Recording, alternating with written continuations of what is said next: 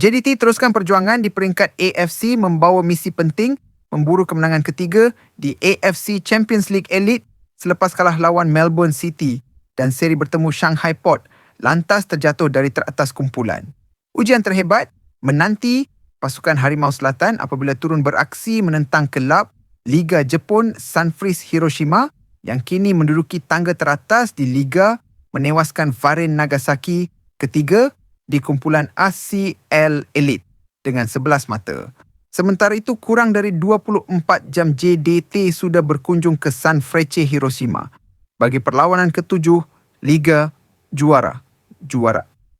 Asia Elite memerlukan 3 mata penting untuk menghidupkan peluang kepusingan kalah mati. Kehadiran 3 individu penting itu sudah pasti sangat diperlukan oleh Harimau Selatan bagi memburu kedudukan lebih baik dalam ACL Elite selepas pemain bintang mereka Arif Aiman Hanapi terpaksa direhatkan ekoran kecederaan.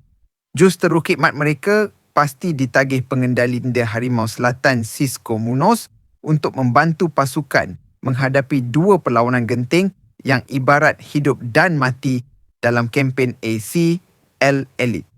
Ketika ini, JDT berada di posisi ke-6 Liga dengan 8 mata selepas 6 perlawanan. Namun kedudukan setiap pasukan begitu rapat. JDT sudah pun ambah Marcos Guilherme dan Thiago Silva ke pasukan utama JDT. Namun impak mereka masih kurang kelihatan dan tidak sehebat Joao Figueiredo. Arif Aiman memberikan bayangan bakal terus kekal bersama gergasi bola sepak tanah air itu. Nama Arif Aiman menjadi bualan peminat selepas sebuah portal dari Korea Selatan, Add On Time, mengaitkan beliau bersama Jeonbuk Hyundai.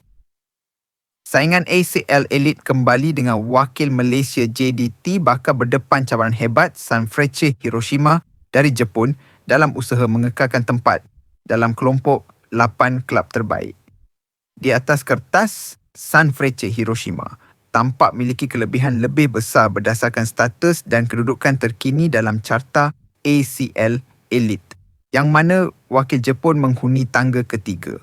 Sungguh pun begitu, JDT pastinya enggan mengibar bendera putih lebih awal apabila berdepan jagoh dari negara matahari terbit, selain kehadiran bekas tonggak Liga Jepun Marcos Guilherme yang bersedia atasi Hiroshima.